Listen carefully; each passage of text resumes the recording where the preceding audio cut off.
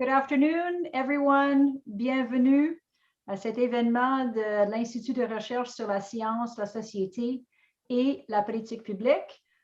This event will be in English, mais si vous avez des questions, veuillez les poser en français. Il nous fera plaisir de répondre à vos questions.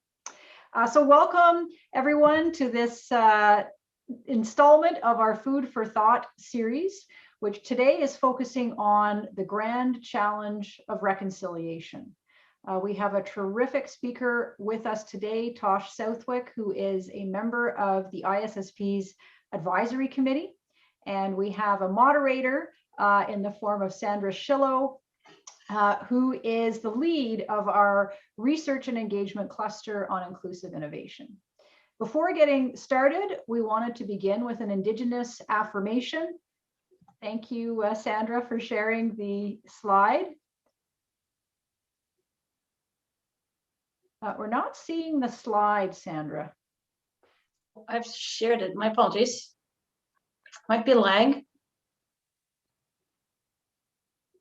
Oh, there we go. Okay.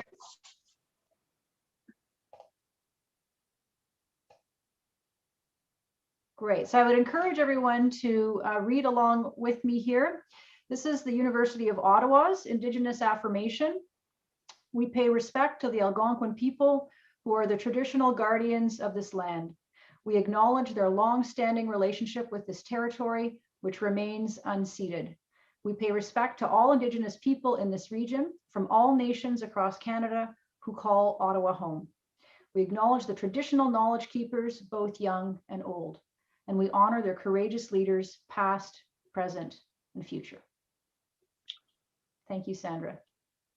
And I encourage everyone to acknowledge the land on which they are gathering and joining us today. So we're going to, without further ado, head straight into our session. I wanted to just very briefly note that Sandra Shillow, who I mentioned a moment ago, heads our Inclusive Innovation Research and Engagement Cluster, is really doing just tremendous work in the space around inclusive innovation, particularly with respect to Indigenous partners. And Sandra is also an associate professor at the Telfer School of Management, one of our very active members at the ISSP. We're just delighted to have her with us. So she'll be moderating the session for today, including the Q&A portion. And then Marisa Beck, who is our research director, will close off the session and bring to your attention some upcoming events at the ISSP. So without further ado, Sandra, the floor is yours. Thank you so much, Monica, for this introduction and for opening this event, and also for to the team for organizing it. It's an immense honor and pleasure to be hosting this event today. I can't wait to hear from Tosh Southwick about the challenges of reconciliation.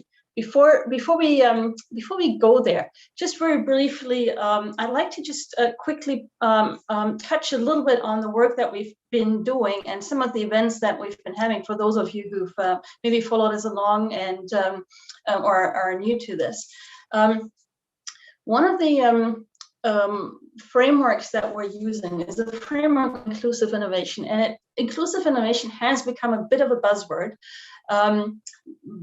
But the definition that we're using has some really important points that I'd kind of like to highlight here. So for us, when we talk about inclusive innovation, the important part is that this is not just EDI. It's not just about getting people to the table or getting people into organizations. But in the workshops that we've been holding and the work that we've been doing, what keeps coming out and what we're being told is that the important part about being inclusive is that we really listen, that we develop mechanisms of listening. Because, for example, as profs, like, we're really good at talking, and I'm up here again talking, and I'm trying to get out of the way as quickly as possible so we can get to Tosh. But just to frame this, I think the important part is that we're also here to listen, and that we actually really value and honor the opportunities that we have, like today, where leaders like Tosh Southwick take the time and speak to us so that we can actually incorporate what we're hearing into our practice. So in our framework, the way I'm conceptualizing that here to communicate maybe to my colleagues as well, is that once we have everybody around the table, a few things will happen. And I think the most important one is at the bottom of my list on the left, and at the top of the model on the right, the wheel on the right, which is governance. So I think when we start being inclusive, whether that's of Indigenous worldviews, of other worldviews, what will happen is we'll need to do things a little differently. And this is why I'm so really excited to hear from Tosh today, because she's going to come to us and she's going to tell us, what are some of the things that she's seen in her illustrious career that can work, that are important for us to recognize. So in order to actually really be inclusive, we need to figure out what is it, like we need to listen, we need to take in what needs to change, and then we need to actually change how we run things. And one of the contexts, just to give you an example of how we're trying to do this, we're actually currently working on a national Indigenous women entrepreneurs ecosystem. And what we're doing then in collaboration with our community partner, IdeaConnector.net, is we're connecting with Indigenous communities to develop a program for Indigenous women with regards to entrepreneurship. And the important thing we're hearing is that it cannot be the standard fare of entrepreneurship teaching that we bring to the table, but we actually have to really work with the communities. We have to account for the specific circumstances of the learners. This is a program that's just in the beginning phase, where we look very much forward to connecting with lots of folks on this and collaborating, because this has to be co-creation. It's about building an ecosystem that surrounds learners with the resources and the insights that they need, and that follows them through for real success, not just like a course here or there, but real success across the board. Yeah, just as an example of what we're doing here. I think that's enough about us, though. What I would like to ask the audience here to do today is to approach this talk from with an open mind, to hold a safe space for everybody. I very much look forward to the questions that you're going to be sending in. And the important part as we do this, anytime we do something new that we haven't figured out, it takes courage. It takes courage to hear, to listen, and then to move to the place where we actually take action. And I'd invite all of us to bring that to the table as we listen to Tosh and her talk. To introduce Tosh Southwick is the owner and founding partner of IRP consulting company based in Yukon. She belongs to the Wolf Clan and is a citizen of the Kluane First Nation. And she has an illustrious career working with Yukon First Nations and also working in the education system. So her most recent role was as Associate Vice President of Indigenous Engagement and Reconciliation at Yukon University. Tosh, I think I'm going to just ask you to kind of fill in from here and bring the depth of your career experience to your talk, and I'll let you take it over from here. Thank you so much for joining us today, and thank you for your time. Thanks, Sandra, and I really appreciate your comments about how we have to do the work differently, and I absolutely and totally agree with Sandra. Let's use the opportunity to be brave. So please be courageous when you ask your questions, be tough. The tougher the question, the more I like it. So as Sandra mentioned, my name is Tosh Southwick. I am a citizen of Kluane First Nation, which is about 3.5 hours northwest of Whitehorse, Yukon. I'm coming to you today from the traditional territory of the Kwanlin Dun and the Ta'an Council, two self-governing First Nations here in Whitehorse. This is a picture I hope you're all seeing, but it's a picture out of my front door at home in Kluane. It's a national park. It is probably, in my humble yet biased opinion, one of the most beautiful parts of the country.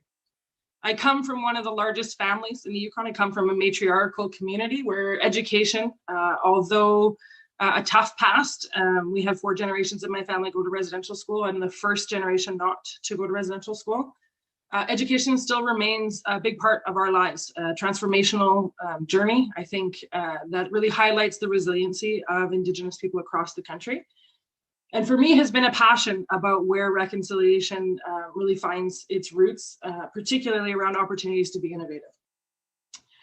when I think about reconciliation, and that term means a bunch of things to a bunch of people, you could ask 20 Indigenous people, you'll probably get 20 different answers. When I think of reconciliation, I think about a reset in a relationship, a reset in the way we work together. This notion of shifting power dynamics and having a critical look at where those power dynamics land. It is really, for me, about action. It is about changing the way that we work together and the how. It is, I think, also grounded and deeply connected to indigenization, a term that I use at its simplest to mean the incorporation of Indigenous world views into everything that we do. I come from this perspective that we have our worldviews that are framed by a whole bunch of different pieces of our lives. Those form our beliefs and our values, and that in turn forms our behavior. I spend most of my career and my life bumping into Western systems going, that's weird. I wonder why they do it that way. Because it's very contrary to a lot of the things that we would do or the way we would do them in my community. And I think that there's a deep need for this compassion around different worldviews. I'll talk more about that in a lot of the challenges that we face. I think it's important that the conversations about indigenization and reconciliation are grounded with Indigenous people. The Truth and Reconciliation Commission was very clear, and I wholeheartedly agree that reconciliation belongs to all Canadians. It cannot just rest on the shoulders of Indigenous Canadians. We need our allies, and we need them badly. In fact, some of the most powerful reconciliation moments I've ever experienced are when my own allies were the ones who stepped up and said, hold on a second, or created the space, or challenged a bias. And so where I think that becomes important that First Nation voices are always in prominent spaces with reconciliation. I think it's crucial with indigenization that they're in the lead. And so the role of allies, I think, absolutely is to further reconciliation, but it is to create the space for Indigenous worldviews to be present by Indigenous people. So PACFINI is the President's Advisory Committee on First Nation Initiatives. It's an advisory group that works with Yukon University. Its representatives are chosen by the Indigenous people of the Yukon. So there are 14 representatives who report directly to their leadership. There are an additional 3 transboundary First Nations that are there. And they defined this statement as a really call to action for Yukon University in 2017. The journey of indigenization is grounded in the equal recognition, inclusion, integration of Indigenous values, cultures, languages, and ways of knowing and doing into the fabric of Yukon College's programs, services, governance, policies, and space. And I want to talk about that because what often happens in institutions, you see this spectrum of reconciliation. And this most comfortable piece on this end is really about recruitment and retention. We need more Indigenous faculty, we need more Indigenous students. And to me, that's the very minimum piece of reconciliation. That is, I would say, barely reconciliation. But on this other end, the part where I like to sit, this uncomfortable piece, this part that people go, oh wow, I hadn't thought about that, is a complete examination of the ways that we do policies, the ways that we do governance, what our spaces look like, and how do we incorporate multiple worldviews into those processes, and in turn, the services and programs. So often when we talk about reconciliation, indigenization, and decolonization, people think of them as singular pieces, and sometimes they talk about them as being a linear piece, a strategy, where there's often a specific starting point and eventually an end. But in my experience, and with the nations that I have the honor of working with, we actually talk about it being circular. That reconciliation, the action of resetting a relationship, gives space to have an incorporation of Indigenous worldviews or indigenization. And that when we purposely indigenize a process or a space or a policy, we are by that nature decolonizing it. We're taking that oppression view. And we can only actually do that in a successful way if we come at it from a nation to nation perspective. And so this notion of rights holders becomes really important in the conversations. And when we're working in a nation to nation relationship, we are doing reconciliation because we've reset the way that relationship works. The conversation for me is often about, well, where do you start? And my experience is you start anywhere. There is no right or wrong place to start. You just have to start. And that makes people really uncomfortable, particularly post-secondary education institutes, because they want a clearly defined plan. And if there's anything I can tell you about reconciliation, it does not matter how well you plan, something's going to go wrong at some point. It's never going to be perfect. You just have to jump in and start. And so whether you start with a conversation on indigenization or you start with some action on how to work more in partnership, you're starting, and that's the important part. I think a big piece for me is the notion that every aspect of an institution needs to consider reconciliation. It cannot just land on the shoulders of an Indigenous faculty member or an Indigenous school or an Indigenous Aboriginal student services area. It has to be all the way through the institution. And so the document, or the diagram I use now, has governance on the outside. And to me, that looks like, do you have Indigenous voices at levels of decision making? Do you have guaranteed representative numbers on Senate, for example? So Yukon University, we had the chance to write our legislation. And for the first time in Canadians' history, in Canada's history that I know of, that legislation was written in partnership with 14 First Nations. And so you can imagine it looks very different than it would in a traditional university legislation. And it mandates that at least 30% of Senate must not just be Indigenous, must be Yukon First Nation. And so that, that's going to be tough. That's a big target for them to fit. It also mandates that we have guaranteed representation on the Board of Governors, but it does more than that. It talks about indigenizing the actual way Senate makes their decisions, indigenizing the way the board makes their decisions.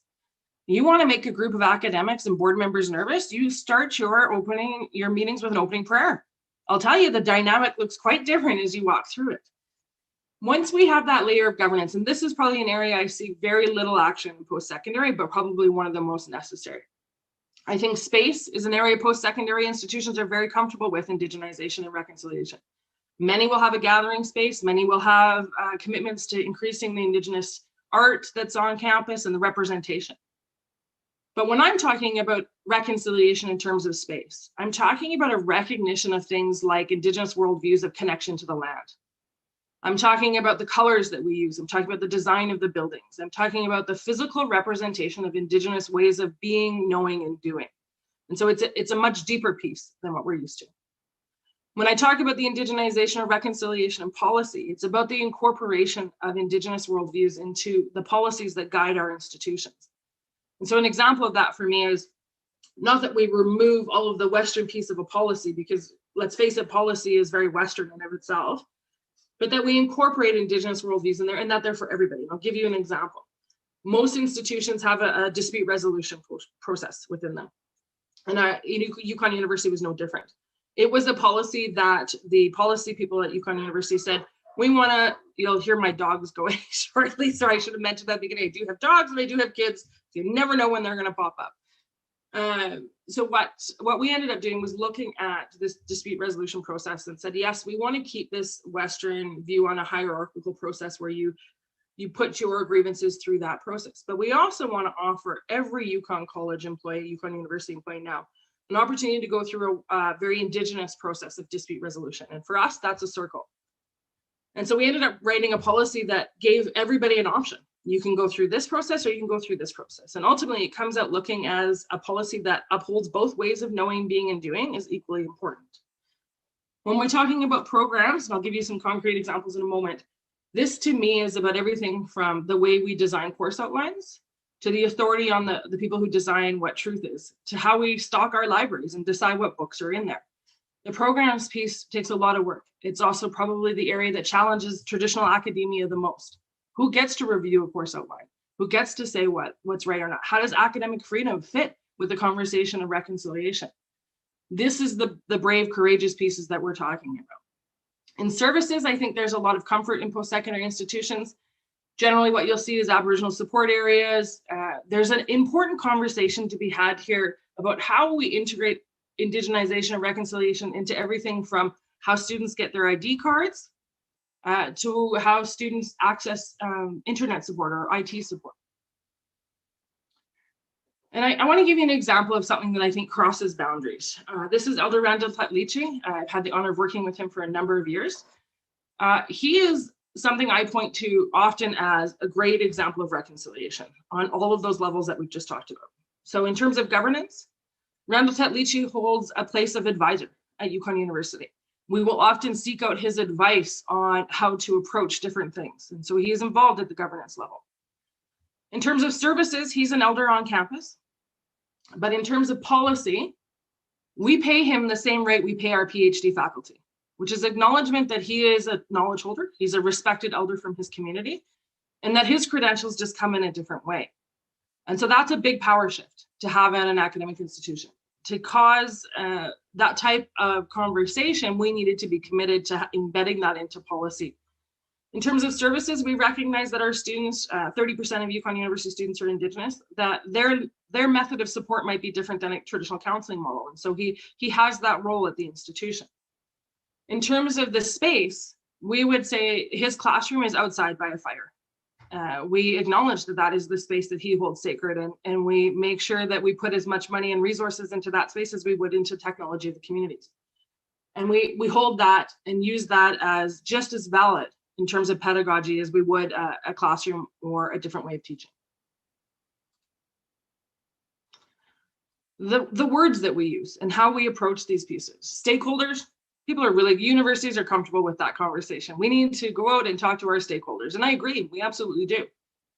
But I'll tell you, if somebody comes to my nation and says, we want to engage you as a stakeholder, we ask them to go back and rephrase, because we don't want to be stakeholders. We want to be partners. And the conversation about right holders in the country becomes really important.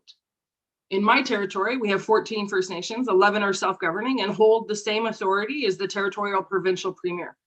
Their expectation is absolutely that they are approached as partners. They want to have a say in what universities and colleges are doing, and they want to be included in the accountability of those institutions because they're partners. Not necessarily clients and not necessarily user groups. So the words depend and I think help shape our approach to how we work together. And reconciliation for me is grounded in partnership. The conversation about how we do that and what it looks like. Most institutions, in my experience, both as a student, as a faculty member, and as an administrator, are very much in this realm of segregation, where you have a separate Indigenous student body, you have a separate Indigenous student union, and Aboriginal support services. It's very, very separate. It is still in the bubble of the institution, but quite separate. I'm not saying that there's anything distinctly wrong with that. I'm saying as long as the First Nations or the Indigenous group have had a say in that, then it should be whatever way they look.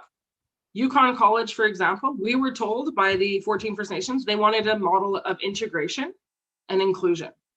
And so that meant that instead of having a separate First Nation service for financial aid, we have a financial aid office with people that specialize in First Nation financial aid. Instead of having a separate First Nation student union, we have guaranteed seats on the student union for Indigenous students. So a model of integration and inclusion. The conversation that's important to me is how this decision is made. Is it just the university deciding on its own, this is how it's going to go? Or are they doing so in partnership with the First Nations? And that becomes the piece of reconciliation. I don't want you to overthink it, but think to yourself, what do you see when you see this picture? Everybody sees something different. Okay, so you've got a second, you got what it is. So most people will say, I see an owl, a pretty owl. And I would say, great. For me, an owl during the daytime is a sign of death. So you have to imagine my horror in 2012 when Yukon University wants to send this out as a Christmas greeting to all of our elders and chiefs. And I'm like, no, you can't send a beautiful snowy owl during the day to our respected Indigenous leaders because it means the sign of death. So they were horrified. They could have done two things. They could have said, well, we've already paid for this to be designed. It's ready to go. We're going to send it out and say sorry. Or they could do what they actually did, which was they removed it. And they put into their policy of their process of how to determine graphics, a conversation with the First Nation Initiatives Office. They did that to make sure that what they're putting out there was respectful of Indigenous ways of knowing, being, and doing. Not because they personally believe an owl is the sign of death, but because they were important. It was important enough for them to be inclusive of that. You have to fast forward 3 years past that to where I get an email from Student Services that says, Tosh, we understand owls have been banned from Yukon College, but we want to talk to you about a Harry Potter theme we want to do with students. To which I laugh, because we've quickly gone from nobody cares about what an owl might mean to, oh my God, an owl is banned. And so we've got to find this middle ground about how you incorporate both. And again, the idea is never to say that Indigenous worldviews are superior to or should overtake Western worldviews. It's a place about both are important. Both need recognition. I like this diagram, although I would change the word traditional knowledge to Indigenous science. But this idea, this notion that we have two separate bodies, for me, isn't the answer. We have to come together to where they're the same. And I often find this created divide between Western science and Indigenous science, when in fact, there's actually quite a lot of similarity and appreciations. Having the conversation about how to bring those worlds together is reconciliation. Putting the Indigenous worldviews beside Western worldviews is indigenization. Doing all of that work together is the act of decolonization, and it needs to be done in partnership. What ends up happening are tough conversations. And I often say to the faculty and the administrators I work with, if you're not uncomfortable, then we're not doing reconciliation. It is not easy. It is a piece where you can check your physical response. If you're going, holy man, this is tough. I'm uncomfortable. I've got that weird feeling in my stomach. You are exactly where you need to be doing reconciliation. This picture's a little fuzzy, so I hope you can see it, but it's ceremony. I think there's a few different sort of report cards I use for post-secondary institutions on how comfortable and how far along they are in the reconciliation journey. One of the first ones, I think it was about 4 years into my career at Yukon College, and there's these buttons that they have under the desk for faculty members in case you're in a situation where you could push that button. So I happened to accidentally push the button, and about 2 hours later, security came by and said, "Are you okay, Tosh? Your sensor's been set off." And I said, "You know what, Al, it's a good thing I used to be a bouncer. I'm good. Been bowling for 2 hours. I got it. Don't worry about it. It's fine." About a week later, we had a tragedy where we had a suicide in the community, and the students were hurting and the faculty were hurting. And so an elder impromptu did a smudge. And security was there in 2 minutes. So when I pushed my button, security took 2 hours. But when we performed ceremony, they were there immediately. And that to me was, okay, we have some work to do around this inclusion of different worldviews. And so we've worked quite a bit at the institution to come to a place where both our Indigenous partners and our university partners are comfortable with the conversation.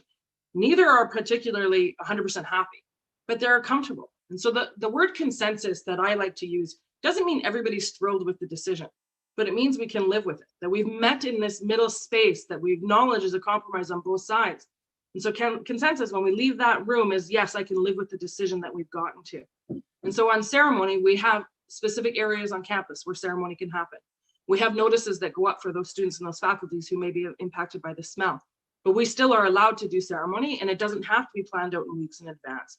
And so for us, that's enough of a shift right now that the First Nations are comfortable with that. So what does that look like when we take these challenges and these lessons that we've learned from reconciliation to other challenges that we're facing in the world, in the globalized place that we're at?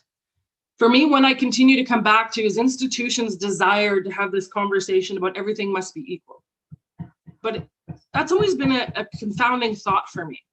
If we take two human beings, this human being's had a couple of different traumatic events in their life, and they're a little bit further in this hole. This individual's had some more traumatic events. Perhaps his family went to residential school, or perhaps her family was involved in the 60s scoop.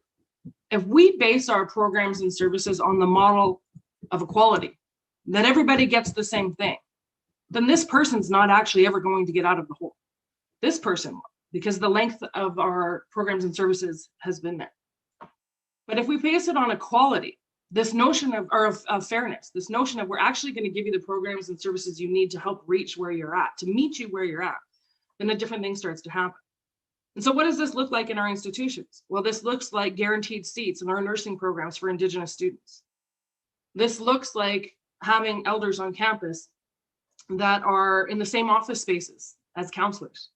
It looks like ensuring that our students who come from remote Indigenous communities where they don't teach science classes past grade 9 have an opportunity for bridging programs because they need it. Not because it's available to everybody, but because we're going to meet them where they're at.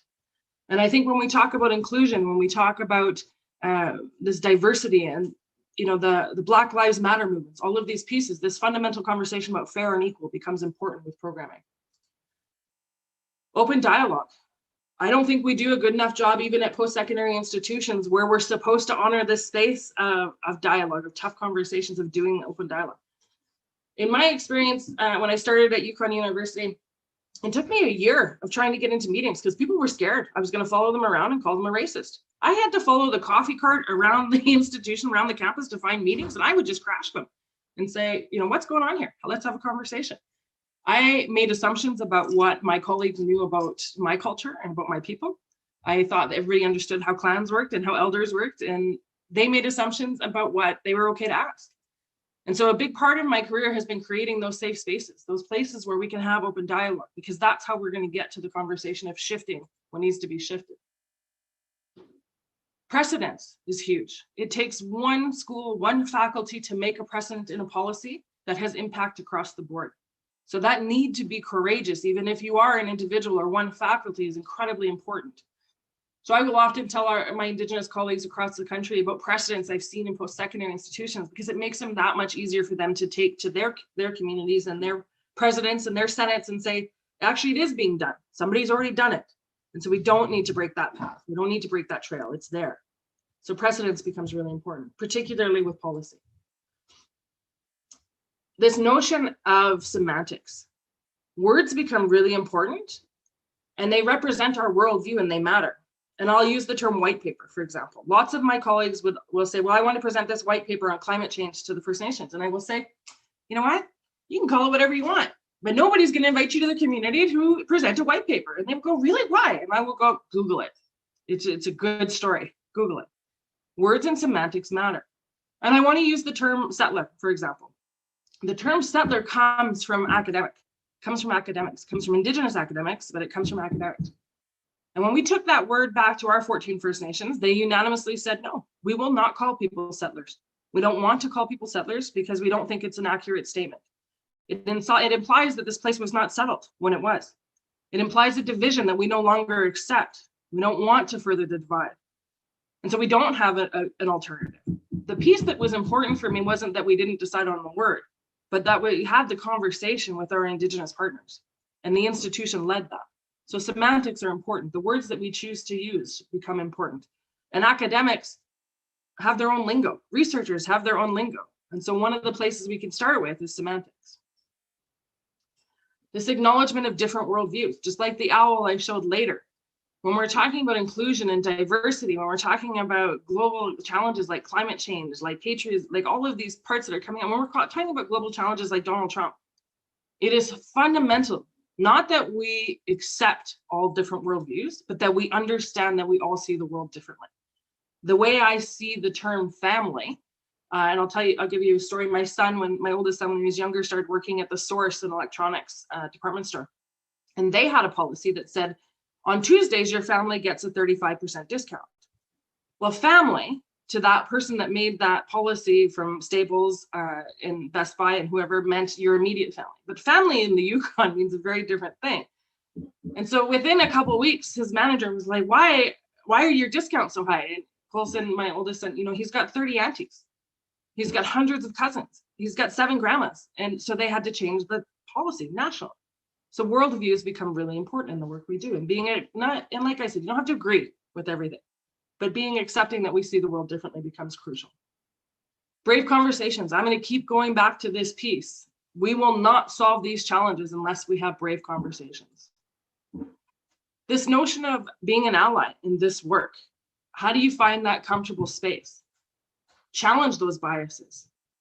Ask the tough questions. If you sit on a board and a committee and everybody that's around you looks the same, talks the same, ask the question. Make the space. Identify privilege. You don't have to feel guilty, but I know that nobody on this call put my mom in residential school. I know that nobody put my grandma in residential school, but I need people to create the space for the truth of what happened there and how to heal from that. I think that the one that's most important is we don't need people to fix our First Nation communities. Oftentimes we'll get people to say, I know what this community needs, man, and it comes from a good place. I get that. But if you're coming at anything, and I would say outside of not just Indigenous issues, with this notion of how to fix it, then you need to check back with your own bias. And how to take action and make change. What are these little things that we can do that have huge ripples that you probably can't even see, but make a big difference? The things we want to watch out for. It's going to be hard to reach consensus. And that definition of consensus doesn't mean everybody's very happy, but that we can live with that decision. These things don't happen instantly. They take a long time. Power shifts take a long time. And so timing has to be right. And so it isn't something that we can rush. And often I think institutions want to put out this big flashy plan that says, here's all of our commitments to reconciliation. I'm seeing them now about diversity and equality. But what's the actual resourcing behind it? Monica and Sandra and I were talking before the start of the presentation, and I often will tell Indigenous communities, if you want to know how authentic an institution is about reconciliation, ask them for their budget. How much money do they spend on the effort? It's great to see all the flashy plans that people have, but how much money are you giving your faculty? How much money are you giving communities? I did an analysis last year. Out of every 10 requests that I get for my time, only 2 I get offered pay. There is a fundamental assumption that I'll just give my time and my knowledge without any compensation. Any acknowledgement of a fundamental First Nation worldview on reciprocity is generally met with, well, we just need you for a couple hours. And so we have to be very picky and choosy about where we put our time. Capacity. It can't just land on the shoulders of your Indigenous students and your Indigenous faculty. Or if we're talking about diversity and inclusion and equity, it cannot just land on those students and those faculty that we say, oh, wait, you're a minority. Can you help us with this piece? It has to be across the board, and we have to resource that properly. We've already talked about semantics and timing. I think tokenism is one we watch out for quite a bit in reconciliation, but I can see it's creeping up already with diversity conversation and BIPOC conversations. And so tokenism has to be taken seriously. And if you feel like it might be a token, it's probably pretty token. So I'm going to use land acknowledgements as a good example. I have these interesting conversations with land acknowledgements because to me, they are an example of indigenization. It is a First Nation way to come in and pay respect to the territory that you're on. I can tell almost instantly if somebody's authentically doing that or not. So the land acknowledgement this morning to me made me happy, made my heart warm, because it was done from a place of authenticity. But when land acknowledgements are done as a checkbox, you can tell, and there's a difference there. And so authentic relations makes a big difference in those pieces. Lastly, I want to just say that this is a journey, and that sometimes it's an easier journey than others, just like this creek that will turn into a river that will enter one of the lakes. It's different for everybody. It's different for every individual. It's different for every institution, every faculty, every school. And the piece that becomes important is it is a journey, and you choose either to start on it or not. And so my hope is that we're moving past the why. Why is reconciliation important? And starting to focus on the how. And I will tell you from my Indigenous colleagues across the country, there's a strong notion that reconciliation is fading. That where 3 years ago it used to be in every conference, around faculty conversations, on agendas for senates. And now it's getting subsumed in a conversation about diversity and equality. And I would challenge you to keep them separate, interconnected for sure, but separate, to keep that focus and to rise to that challenge that the Truth and Reconciliation Commissioners gave to all Canadians. Let's keep that part moving. I think I'll end there and turn it back to Sandra for questions. And I'm going to stop my share there. Wow, thank you so much. Really appreciate your generosity with your sharing here, and I think you almost gave us a playbook here. I'm definitely going to go back through your slides or the video that we've got going here, because there were a lot of items to touch on. Now at this point, let me just briefly encourage our participants here online to put their questions in the Q&A section. And while they're doing that, and let us know if there's any issues with that. Yeah, please go to your Q&A section, put your questions there. While they're doing that, couple of points or a couple of things I'd like to touch on. I was going to ask you how we can be an ally, but I think you gave us a really good starting point. And I want to tell you your point about as we go on along this path, we can be sure that something's going to go wrong. And I was so glad to hear that, to be honest. And I have said that in conversations with our community partners as well, because I do feel like, really, I am going to make a mistake at some point. And actually, in one conversation, I made it in the first 2 minutes, even before I could say I would make mistakes. And I'm really encouraged to hear from you that you're saying, no, this is going to happen. as we go towards reconciliation, we're going to get some things wrong. Do you want to comment a little bit more on that? It happened. I make mistakes, right? I know my community's cultures and my traditions and the way I was raised. And when I go into other communities, I make mistakes. I was in a meeting in Ottawa, and when the way I was raised, vegetarian was something different, right? You eat meat, otherwise you don't survive. In my grandma's house in particular. And I had made this comment, and I looked across the table, and this lady, she was clearly offended, and I had stepped in it already, right? And so the part I would say that becomes important is it's going to happen. You don't know when, you don't know how, but it's going to happen. The part that's important then is your reaction to it. Do you react authentically and you learn? From a First Nation perspective, if somebody does something, says something inappropriate, the part that's important is, do they learn from that? And do they become a stronger person from that? And then can you be accountable for it? Can you look at it and say, yeah, you know what, I see what you're saying and I will do better. So if you come back in the next time you're there and you do the same thing, then yes, they're probably going to be a little bit more upset. But we can tell when people, when they're trying and when they're asking good questions, right? I have a class that I teach on Yukon First Nations, and I've been talking to an RCMP member for 10 years.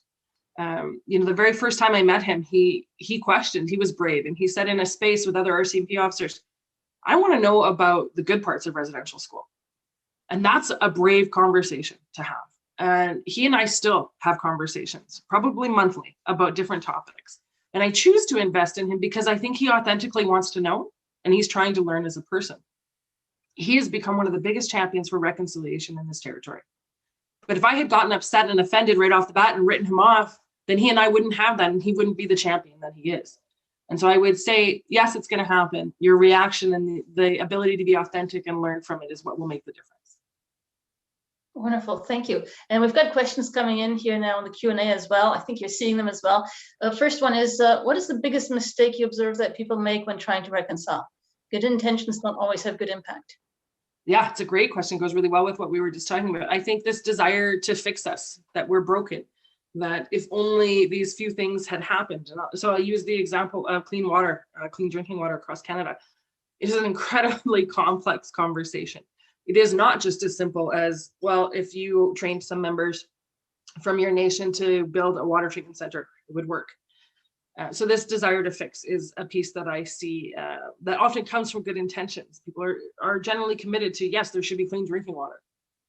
But the desire isn't that we need to be fixed. The intention is that we want to work in partnership to solve our issues. We want to build the capacity to do it, and we want to use our own worldviews to do and solve these problems. I think the other one that I see often is not being courageous. Knowing that they have a voice but choosing not to use it is a piece. And I'll use I Don't Know More as an example. I Don't Know More was started by Indigenous and non-Indigenous Canadians. It had a huge impact on policy, had a huge impact on raising the voice. It was only as successful as it was because it was a collaboration between Indigenous and non-Indigenous Canadians who raised their voices together. And I'll leave that one there. Do you mind if I jump in a little bit on that one? I have an example about the water and putting it into an innovation context, which is, my area. And I had a conversation with a student in class who was saying, that person had been he had been involved in some of those water projects. And he said, we've gone in there, we've trained them so many times, we've done it like 3 times, and it's still the same result. And my answer was, okay, so if you're doing the same thing 3 or 4 times, maybe there's an issue there. So, and I heard you say that actually just before. The thing is not that maybe we get it wrong the first or maybe in the second time, but at some, I think we need to pause and listen and take it in and then change what we're doing. Is that fair to say? 100% fair to say. Cool.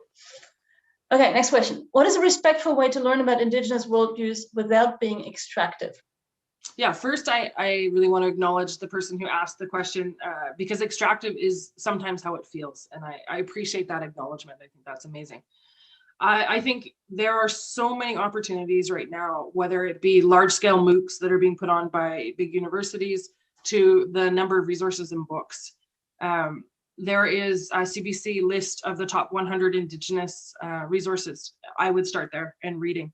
I don't know any academics that don't have a huge personal library, so I would say add some of those books. Secondly, I would say build relationships.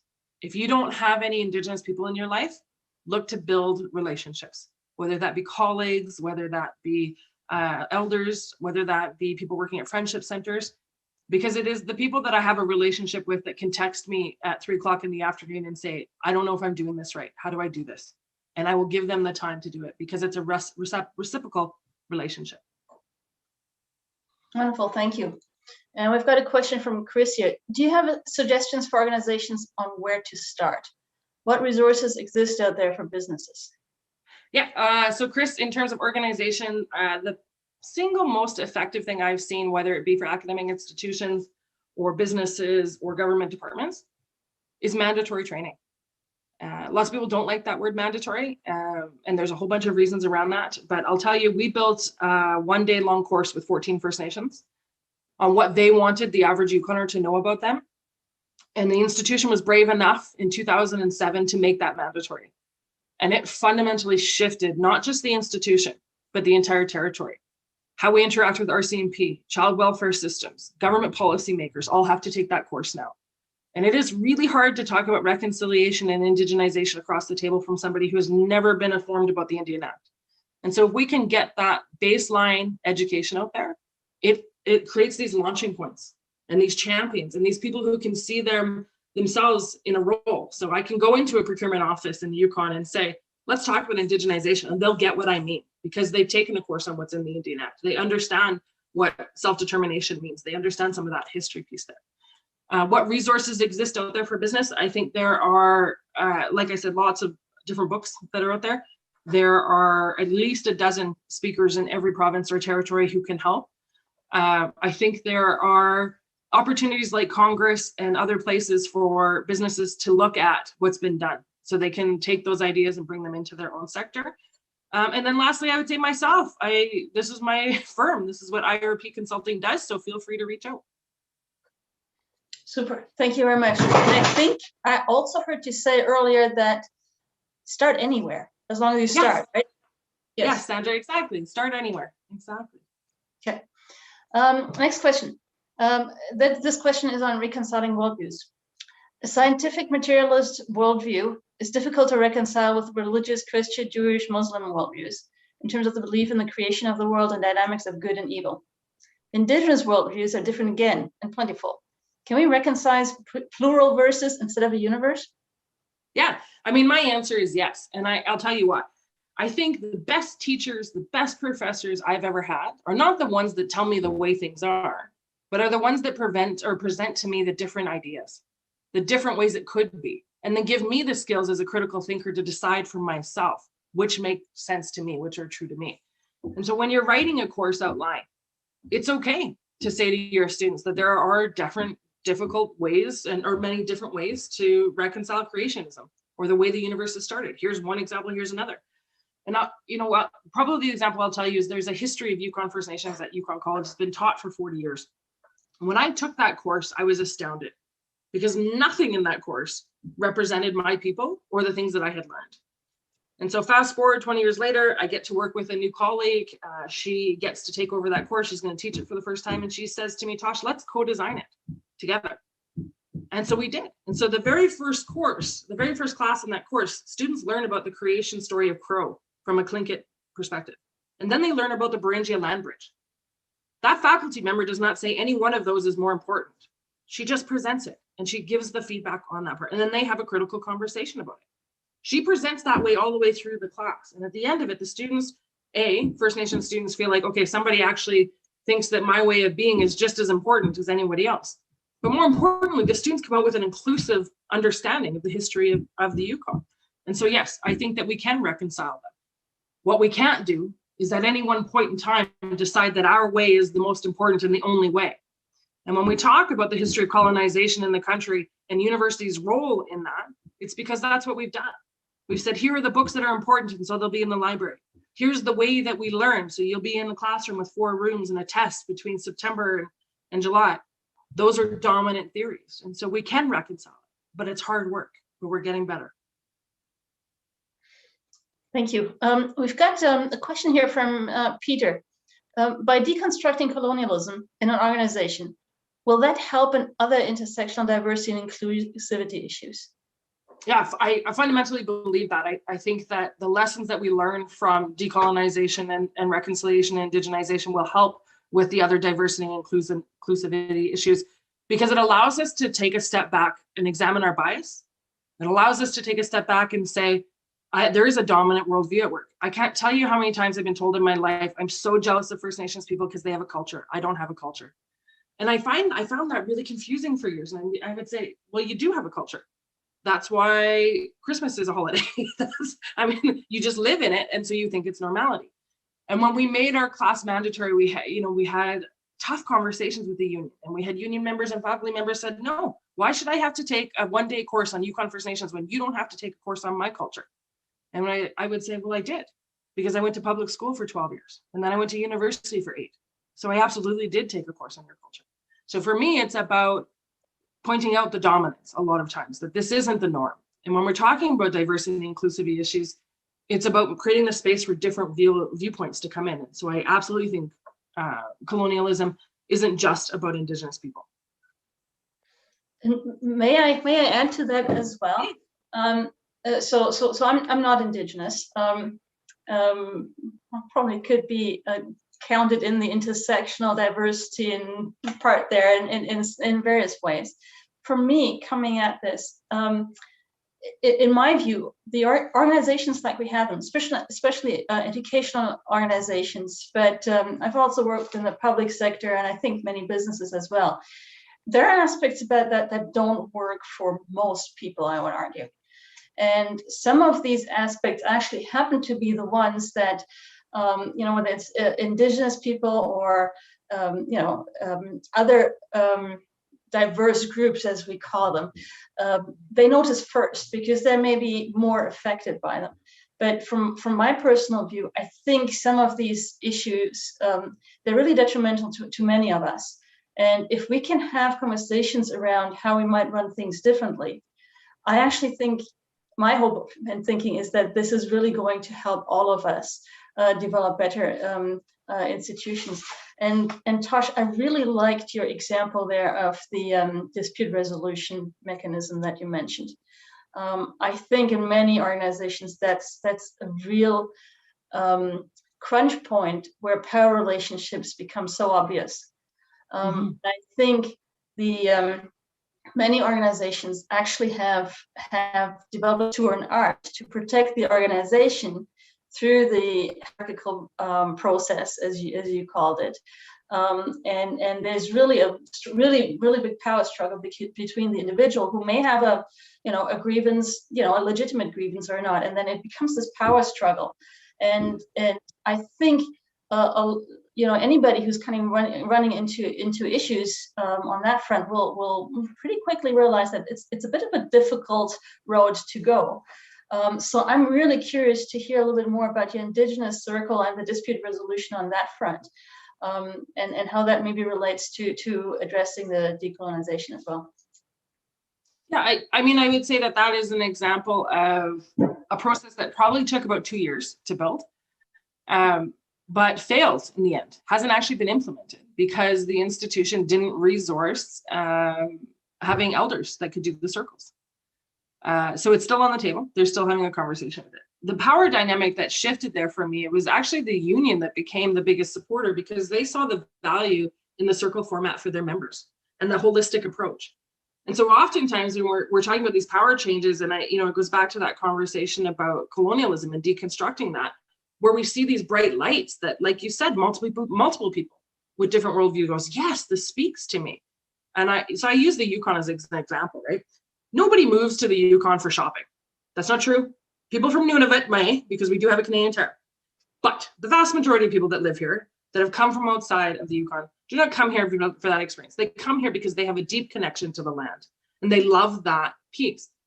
And so I would say we have a shared worldview between the Indigenous people of the Yukon and Yukoners, the average Yukoner, that when we talk about and we get together, even though we might disagree on the how, we have this value that's together, that the land is important, that we are stronger when we're out on the land, that the land feeds us and it feeds our soul. And if we can find those intersects, then the conversations about how the policies look become much easier. And I'll give you an example for academic institutions. I have been at some of the most controversial Senate meetings ever. But if we can take a step back and we can talk about students and we can talk about knowledge creation, then we'll find a safe space. And so it amazes me across this country how many presidents, how many Senate co-chairs and chairs and faculty members are scared to talk about academic freedom and reconciliation. And I can't wait for that conversation to come mainstream, because I think academic freedom is incredibly important. But until we're brave enough to have that conversation, then we'll continue to go, ooh, I don't know, this is gonna be tough. We don't wanna, somebody might bring up academic freedom in that meeting. We don't wanna have that conversation. And I say, yes, we do, we need to. Love that, thank you. I'll see where I can take that. All right, cool. So last question, I think in terms of timing, can you speak to how to introduce reconciliation or to build awareness of reconciliation for newcomers and immigrants? Being a first-generation immigrant involved in this space, I find it hard to make my family understand this part of Canada's history. Yeah. So there are several online courses that have been created by Indigenous people specifically for newcomers that are fantastic. And I think they're fantastic because they do two things. One, they start with a space of, you know, colonization is a story across this world. There is so much continuity in what happens when a space is colonized. And so we find a lot of commonality with newcomers to Canada, because they may not even realize. When I teach a group of Indian students from India, it's amazing what happens when they start to think of colonization in their own experience. And those courses are built that way. Secondly, I think there's a piece about celebrations of culture. Lots of newcomers are proud of their culture, and they should be. There are some pieces that are amazing. And so where are the opportunities to share that and learn from others is a good way, I think, as well. And then lastly, I'm going to go back to some of the hard conversations. Be brave and challenge them with facts. Create transformative experiences. And so, you know, I'll give you an example. A good friend of mine, his family moved to the Yukon in the 80s. I think they lived in Alberta first, and were taught in Alberta that Indians were lazy, that they got all this government money. And so for years, he would be like, Tosh, where's your free truck? And I'd be like, what do you mean? And he said, well, we were taught when we first came here that all the Indians get a free truck when they turn 18. I was like, oh, sweet, that'd be great. No free truck, never got a free truck. And so he and I have created what I call transformation experiences for his family to come and actually see. So I bring them to my community. I will take them out to different places so that they can get it from their first hand, because they need that experience to overcome what they've been taught. There was a CBC documentary series about exactly the same thing, taking people who held really difficult views and bringing them to First Nation communities to challenge that. So anytime you can have a transformative experience like that, I think that helps as well. Thank you very much, Tosh, and thanks for engaging this and doing what you do. I think you've done a lot of this today right here, and you know, shared that knowledge, shared your insights and suggestions, and thank you very much for that. Great, thank you so much, Sandra. All right, and I'm going to hand it back over to Marisa to close us out here. Perfect. Thank you so much, Sandra. Hi, my name is Marisa Beck. I'm the Research Director of the Issp, and I have the great pleasure to offer a round of thanks to everyone involved in this fantastic event today. So first of all, to our participants, thank you so much for being here and for sending in your really interesting and thought-provoking questions. Thank you. A great thanks to our tremendous, outstanding speaker, Tosh Southwick, and our moderator, Sandra Schillo. It has been such a rich and deeply inspiring and important conversation. I have learned a lot. And as Sandra said, I will definitely go back and watch the recording again to pick up on all the details and very practical advice on where to get started and how to have these conversations. Thank you both so much. I would also like to thank my colleagues, Brendan Frank and Raphael Desardi, without whom this event would have not run smoothly. Thank you for planning and taking care of the logistics and technicalities of this event. Usually at this point, I would announce the next Food for Thought event at the end of April, but I will have to ask for a bit more patience on information on that, and will advise you to check back on our website and social media channels. But instead, I would like to draw your attention to another ISSP event coming up in April that is somewhat related actually to today's talk. So on April 15th, the ISSP and George Washington University's Institute for International Science and Technology Policy will be hosting the Bromley Memorial event. And we are so delighted to welcome Seturaman Panchanathan, the director of the US National Science Foundation, to give the keynote at that event. And he will speak about building an inclusive science and engineering community, broadening participation at speed and scale.